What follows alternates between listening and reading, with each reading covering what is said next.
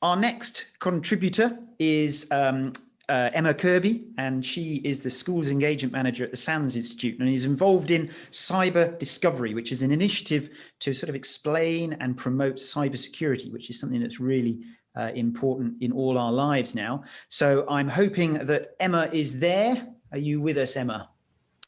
Hello. Hello there. How are you doing? I'm fine, thank you. How are you? Good, thank you. Thanks ever so much for coming along. And so you're going to talk a little bit about cybersecurity. I am, yes. I'll share my screen with you first. Fantastic. Yeah, so as you said, I'm the Schools Engagement Manager at SANS Institute. SANS is a cybersecurity training company, and we're delivering Cyber Discovery, which is HM Government's Cyber Schools programme. So it's an extracurricular learning programme that's training 13 to 18-year-olds to become the next leaders in cybersecurity. So I'm going to talk you through today why we need cybersecurity professionals in particular. I'll take a look at some common types of cyber threats, and I'll also show you how the cybersecurity professionals can protect us from those threats. So it's the job of cybersecurity professionals to protect individuals, businesses, and our critical national infrastructure from cyber threats. So national infrastructure includes things like communications, transport, emergency services, energy and water, food, finance, our governments, health and defence. So it's basically our whole way of life. So all of these different things use certain devices, devices and systems, and information that all require protection from cyber attackers. So devices might include things like smartphones, computers, wearable technology, games consoles, even smart light bulbs. We have systems that require protection, so the internet connections that's allowing us to hold this event today, the systems that keep our railway services running smoothly, or not so smoothly sometimes, and the systems that keep the electricity supply running to our homes and businesses. Our information and data includes our personally identifiable information, or PII, at an individual level. So things like our name, date of birth, address, passwords, financial information. Businesses will hold some of this information about their customers. Maybe they have some sensitive information that they don't want their competitors to know. And then we have information that's highly confidential, which is held by our governments, intelligence agencies and military defence, all of which protects our national security. So hopefully I'm kind of painting this picture. You can see that cybersecurity professionals play a really vital role in protecting us.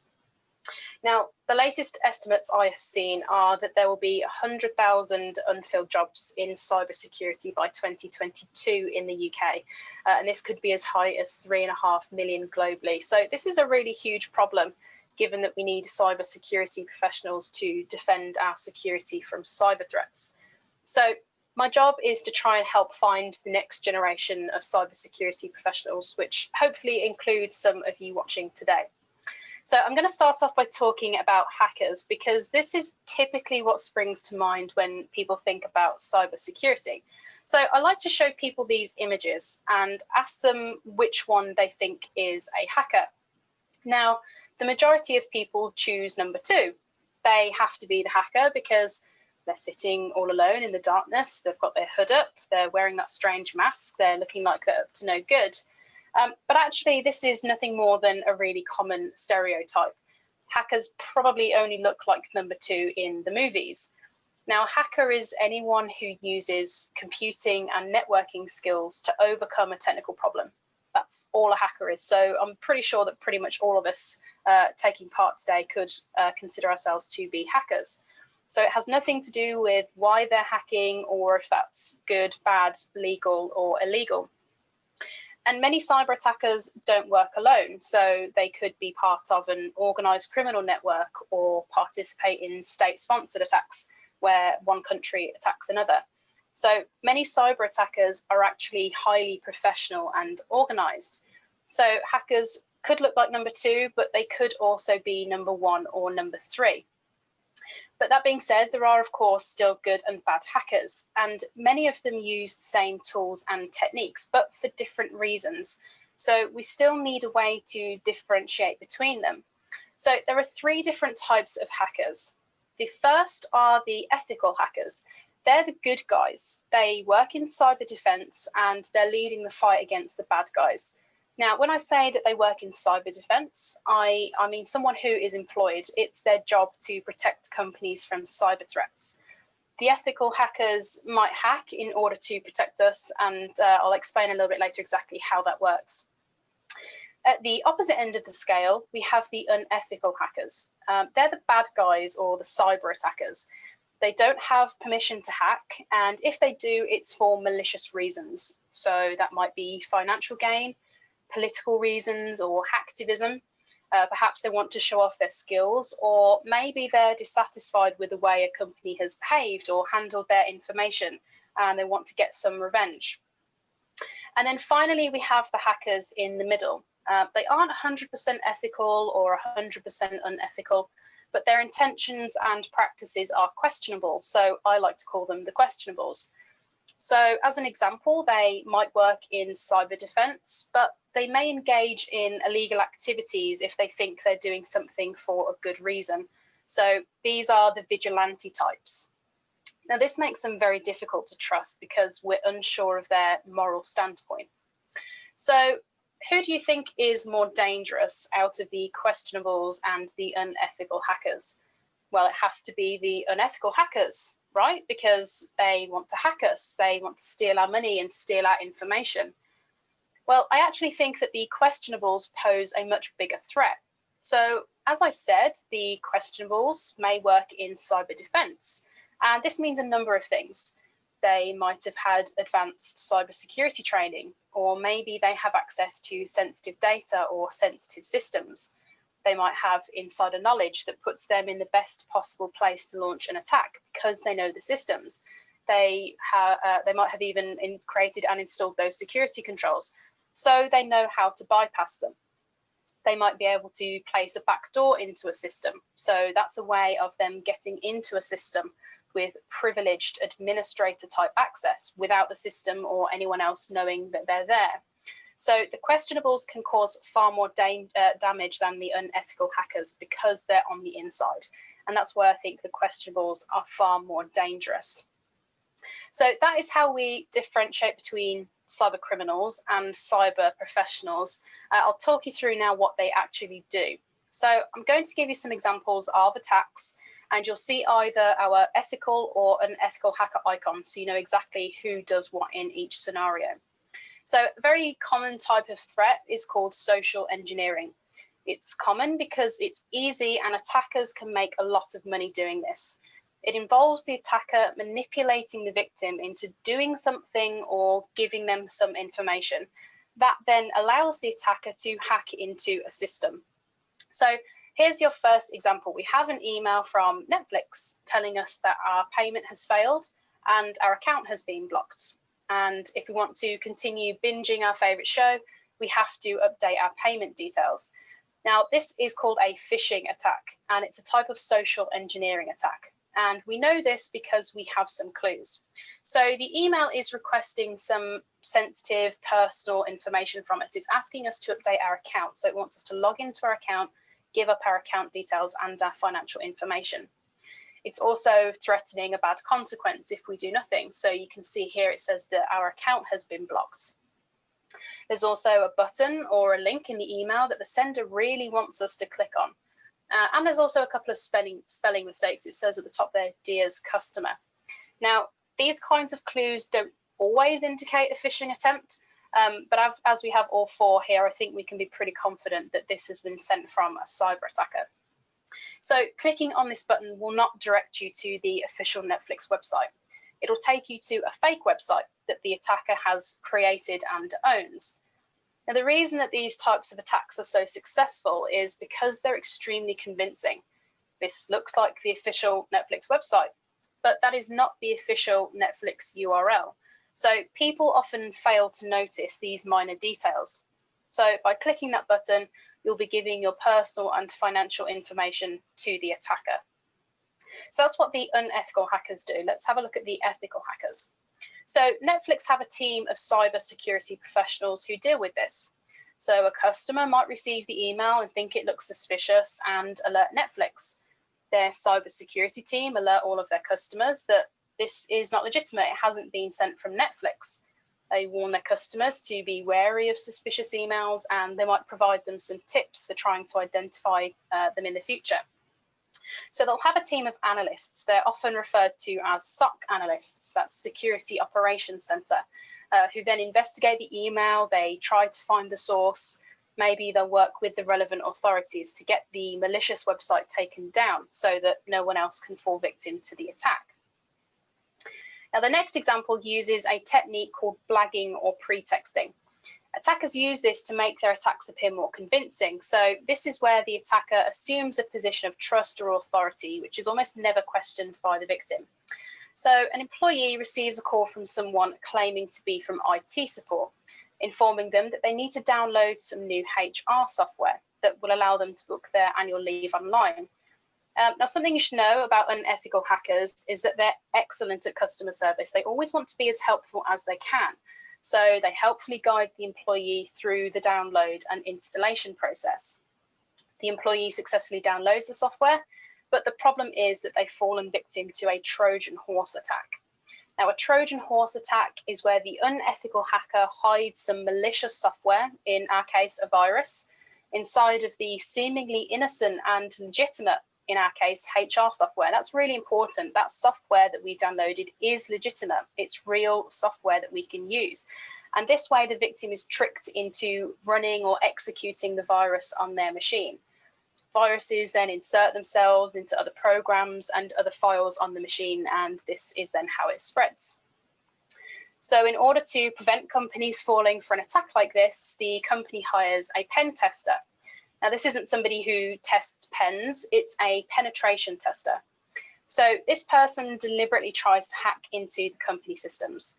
So remember earlier, I said that ethical hackers may hack in order to protect us. This is a perfect example of what pen testers do. So they are hacking, but they're just simulating a cyber attack to see what the outcome is.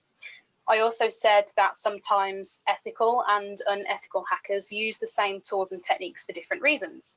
So while the unethical hacker is hacking the company for a malicious reason, the ethical hacker, our pen tester, is doing it to find vulnerabilities. So the pen tester may also call employees and ask them to download some software to see if they'll do it without actually verifying who they're speaking to. Now, this is all completely legal because the company have given them permission to do this, and they set out some guidelines. This is called a scope, and basically told them which systems they can hack and which systems they can't hack. Now, if the pen tester is able to hack their way into the company, whether that's through the employees or through a computer system, then clearly the company has some security flaws. So the pen tester then makes some recommendations to the company for improving their security. One of them being that their cybersecurity manager delivers security awareness training to their staff, informing them of the risks and advising them of what they should be looking out for, not only to protect the company, but to protect themselves as well. So I've got one final example for you, and this is a real world example. In 2017, a ransomware known as Wannacry targeted Microsoft Windows machines worldwide. So the ransomware encrypted files, meaning they're unopenable, they're unreadable, and it threatened to delete them permanently unless a ransom of $300 was paid.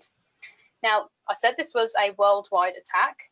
Wannacry infected 230,000 computers in 150 countries within only one day. So here you can see the message that those infected with the ransomware received. It says, oops, your files have been encrypted. So notice on the left-hand side here, we have these countdowns. The first one is the countdown to the payment being raised, and the second one is to the files being deleted permanently. So the attacker is creating a sense of urgency for the victim that they have to act soon. They panic about losing their money or their files, so they feel that they have to make a quick decision, making them more likely to pay the ransom rather than reporting the attack to the authorities. The ransom for this attack, like many others, was demanded in Bitcoin. Bitcoin is an untraceable cryptocurrency that isn't controlled by any government, which is why cyber attackers like to use it. Now, I hope you've noticed just how professional looking this is, but I want to draw your attention to the bottom left-hand corner. I hope you can see that there's a contact us button there. So if you get stuck or experience an issue making your Bitcoin payment, you can contact the cyber attacker who will help you out. So more excellent customer service.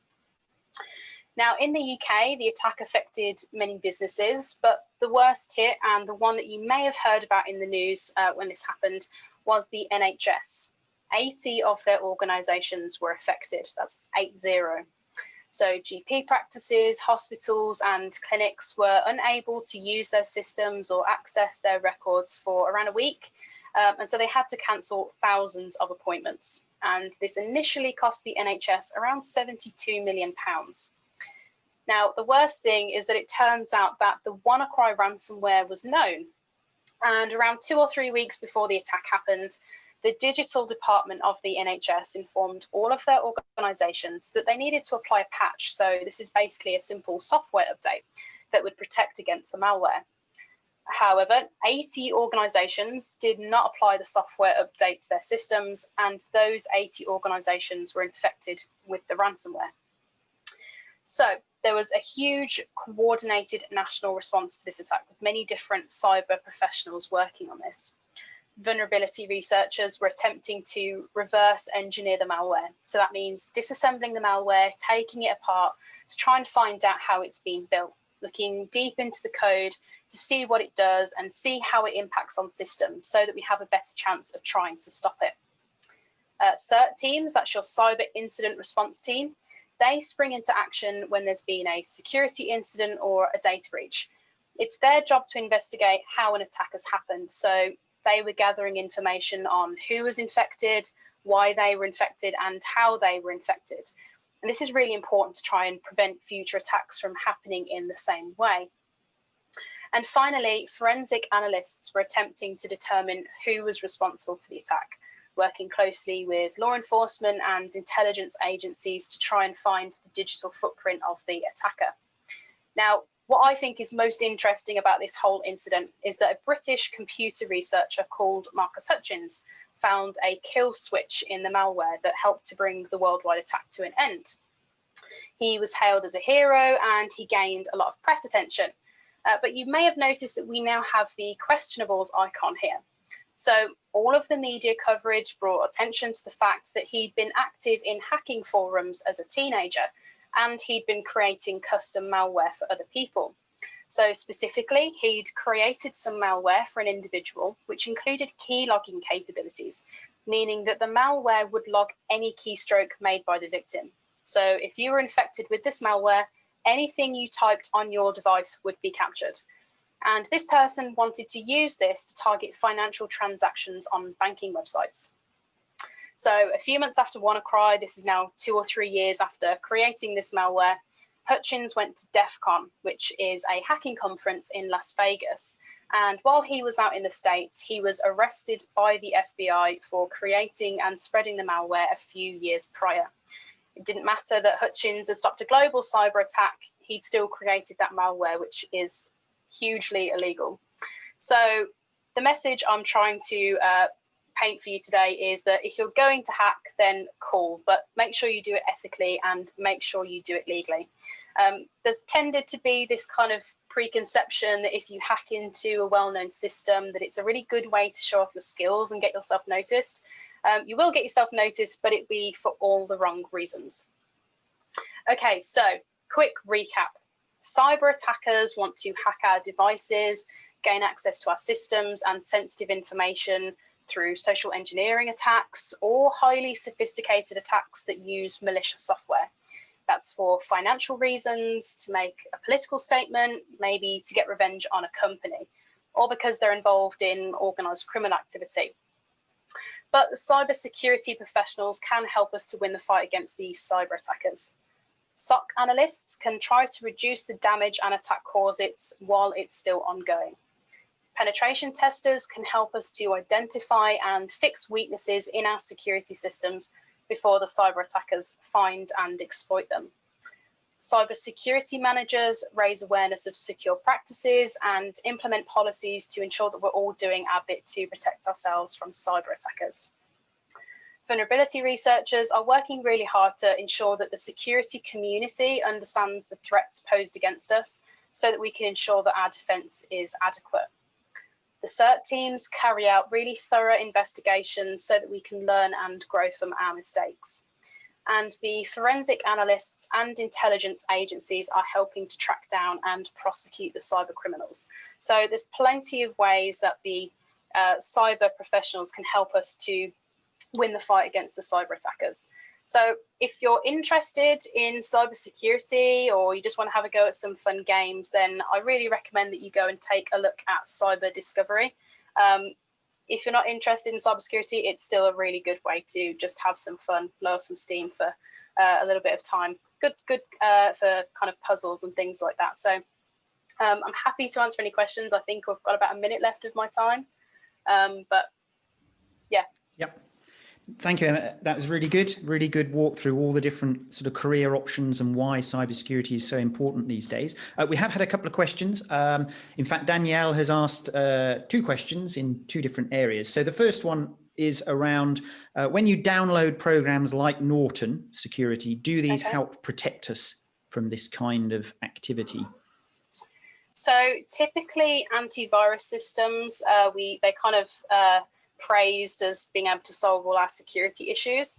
The way that antivirus programs work is they either look for unique strings. So malwares have unique strings in their code, and the virus software looks for those unique strings. And if it finds them on your machine, it can then help to eradicate them, or it looks for other indicators. So if a malware is updated, the virus software might not necessarily be updated straight away to find that same indicator. So antivirus software isn't always the best at detecting viruses, which people are often quite shocked to discover. Yeah, no, exactly. But it helps. So you should always have some kind of antivirus on your computer, you know, it's for a good day-to-day first usage. defense. Exactly. And also Danielle asks another question about why would you contact the hackers? I think you were saying earlier about the sort of customer service element that they often offer. Yeah. I think some people sometimes don't realise that they're being scammed, or they don't realise that they're being attacked by cyber attackers. But also, as I said, that some people really panic that they're going to lose their money or lose their files. And so they just would rather pay the money and get their files back, particularly if you haven't backed up your information to another secure location. If it's really important information that you really want to make sure doesn't fall into the hands of the attackers, that you really need it, some people would rather just pay that money and make sure they get their files back. But they're not always guaranteed once they've paid the ransom to get their files back. So that's the risk that you take. Yeah, no, absolutely. And thank you for those questions. I'm glad that Year 7 are pitching in with those and that you're able to ask them. So thank you ever so much, Emma. It's really important, you know, even if people don't want to go into cybersecurity, they're not interested, as you say, in sort of the depths of cybersecurity and being an IT analyst or a forensic analyst or a penetration tester, you know, it's still really important to be aware of the problems, because whenever you go out to work or use home banking or any of these things in the future, you could easily get caught up in a fraud scam. So the more you know about cybersecurity, the better. So that people should indeed have a look at your website, because that'll just help raise their awareness of the problems. Great. Thanks ever so much for joining us today. Really nice to see you, and see you again soon. Thanks for having me. Thank you. Bye.